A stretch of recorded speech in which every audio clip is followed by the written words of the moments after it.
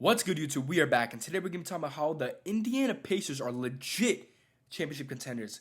I know that it's not too crazy of a thing to say, with them being one of the last four teams in the NBA playoffs, but I'm here to tell you, I legitimately think that this team is going to give the New York Knicks, who have been breezing through these playoffs, one of the biggest challenges they've faced yet. And on top of that, if they make it past the Knicks, they could be a team which could potentially beat a team like the Oklahoma City Thunder. This team somehow, they just fluke these wins. But it's not just, I can't even call it fluking. They legitimately out-hustle, outwork. It doesn't even make sense on paper how they're beating some of these teams. But they are. And you guys, bro, keep in mind, they just eliminated a 64-win team in a gentleman's sweep. They beat this team in a gentleman's sweep. Whether they were at their 100%, that's a different story. But it's a playoff, so you're just going to have to play whoever's set in front of you. It's not like the Pacers had any control over that. And it's not like these guys weren't playing ball. Majority of the series, they were still in. Besides from Darius Garland, who did miss the first two games. But when it comes to the Pacers, they really are a legit team.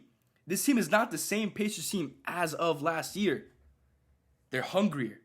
They're more experienced. They're just a scary sight for any team, East or West. And I remember the Celtics fans were talking about, they were talking about the Pacers of last year as they were trying to justify that their title run wasn't just a fluke year. The biggest thing that they would say is, man, y'all don't know how good this Pacers team was. Y'all have no idea. Maybe they were right. But they would talk about the Pacers team as if it's like a campfire story and you're trying to tell like a spooky story. Celtics fans are out here talking about the Pacers in that situation. And maybe they were right. Because this team is legitimately scary. And what's most impressive to me about this team is how they sustained success without having to rebuild.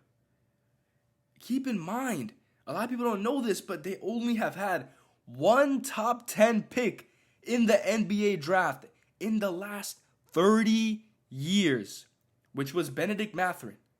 Other than that, let me just show you how this team has been constructed.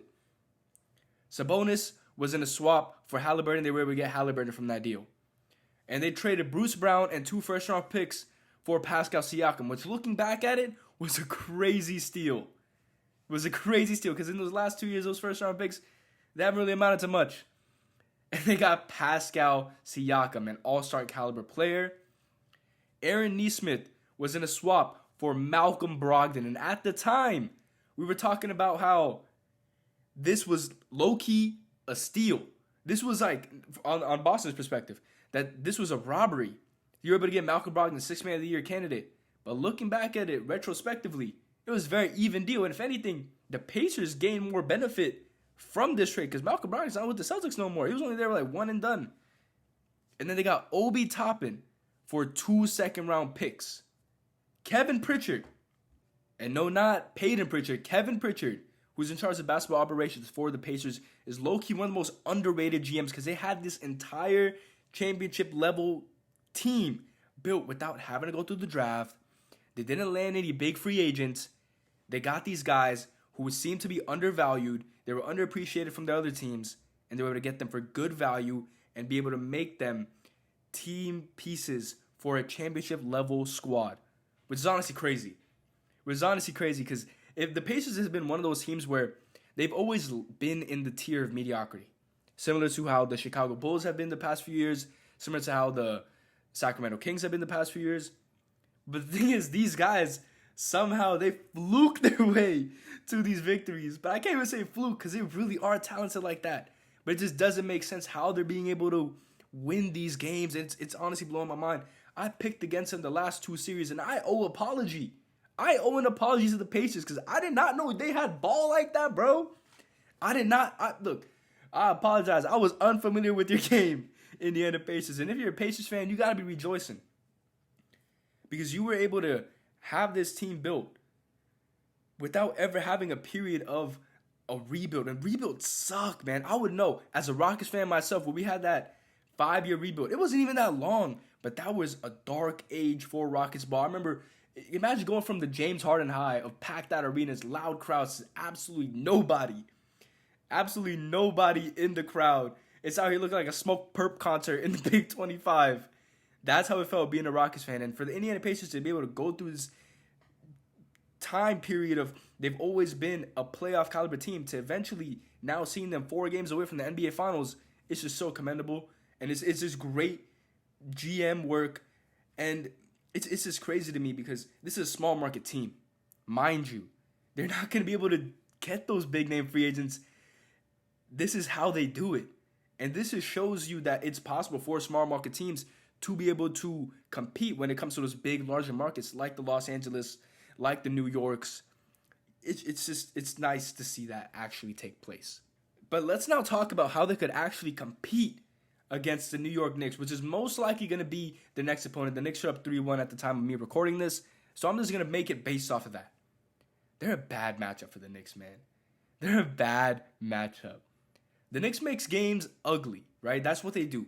They always make them really close games. If you look at the average margin of victory for the Knicks, it's only 4 points. But the thing is, the Pacers thrive in that unorthodox environment. Their average margin of victory is 11.6. And I know that's not crazy, but the thing is the Pacers they're not winning a majority of these games at the midway point. A lot of these games, they find themselves down like 15, 20-point deficits, and they find their way to come back and eventually win these games to find themselves having a margin of victory of 11.6. And I also think that the clutch player of the year, Jalen Brunson, being on the other side, the Pacers can match that. That clutch gene that Jalen Brunson possesses, they can match that. Because they have a guy like Tyrese Haliburton. You guys saw it in the Game 5 against the Bucks, where I don't know how these guys goofy goobered their way into winning that. That was one of the most entertaining games of basketball I've ever seen in my life. And I know that Gary Trent did have a stupid decision around the end of that game where he just let the ball go. But they still capitalized on that. Tyrese Haliburton scored that tough layup on Giannis Antetokounmpo to get them that victory. It was just insane. And not to mention Game 2 against the Cavs. that was one of the most wild finishes. Man, this playoffs has been so exciting. Remember the missed free throw from Tyrese Haliburton. Miles Turner tips away. And then the ball ends up back in Tyrese's hands. And he just pulls out the most I'm that guy, I'm him decision that he possibly could have. Which is to take it back to the three-point line. Wait till the last few seconds of that shot clock run down and shoot that three. They didn't want to run a play. No, it was a straight ISO, and I'm going to shoot it right in Ty Jones' face. It was absolutely crazy. They can match that clutch gene that Jalen Brunson does possess. And I'm super excited for this series. I am by no means saying that I have made a prediction quite yet. I'm still on the fence for this new series. I got to see how the series ends against the Celtics versus the Knicks. And then on top of that, I got to see how they face off against last year's playoffs to see my for sure confirmed prediction. Because if you guys don't remember last year, these guys actually faced off the Pacers and the Knicks in the second round of the playoffs. And the Pacers did win that series, but it went to 7. Okay? It went to 7. If you are picking one team over the other with full confidence at this moment, I think you're out of your damn mind. It is still close, and it's gonna be one of the most entertaining Eastern Conference Finals series that I've probably heard of since probably the Miami and Boston days. But man, I'm super excited for it. It could go anyone's way. But I just want to quickly touch over what the Cavs do from here.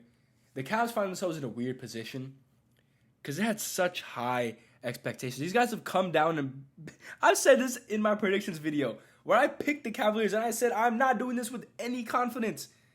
And I'm usually confident. I know that doesn't really make sense with my last 2 statements, but I'm usually confident in my picks. The Cavs one, I was not. I said these guys are the embodiment of Joel Embiid. That is their spirit animal when it comes to this team since the new era in Cleveland has come around, where we think so highly of the Cleveland Cavaliers and have these high expectations. We're talking about, their real playoff start against the Boston Celtics in the 3rd round. Well, Boston's not making it, but neither are the Cavs.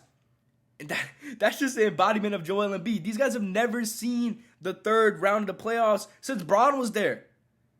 And the Cavs have been a solid team for at least the last 3 to 4 seasons. So, what do? Do you run it back with the same squad? I know Donovan Mitchell said they'll be back here next year, or do you retool? Because there's some guys out there that you could move around with the roster. You know Ty Jones is going to be gone. That's a big hit. And then Jared Allen, lights were too bright. Bro, Jared Allen's, I feel so bad for him, dude. But at the same time, the lights have been too bright. He has had poor playoff performance. And I know he's such a better player than the games that he's been putting up against these other teams in the playoffs. You could potentially move him to another team and try to acquire another player that you play at the 4 and maybe run Mobely at the 5 as Mobly's progressing later into his career, where we could see him running that 5 position, and maybe that's better for him. But if I'm a Cleveland Cavaliers fan, I'm hoping that the Cavs retool a bit. You've seen the pinnacle, the peak of this team already, and unfortunately it's the second round of the playoffs. These guys are Chris Paul in their early years of their career at this point. Joel Embiid, as of right now, you probably want to see them retool a bit. And I know you want to keep your core guys, the Mobleys, the Garlands, the Donovan Mitchells. And with the East getting tougher every single year, the East is no walk in the park anymore. The East is low-key. It's not as bad as the West. Because Cooper Flag's out here going to the West. It's not as bad as the West. But it's still tough out there. I'm super excited for the next round of the playoffs. Let me know down below, what do you think? What's your predictions for the next round? I know it's not official or the matchups and everything, but tell me who you think is probably going to make it. We probably know who's probably going to make it. But how do you see that series going? And let me know down below what you thought of this video. Let me know what you want to see next from me. I'm going to see you on the next one. Take care.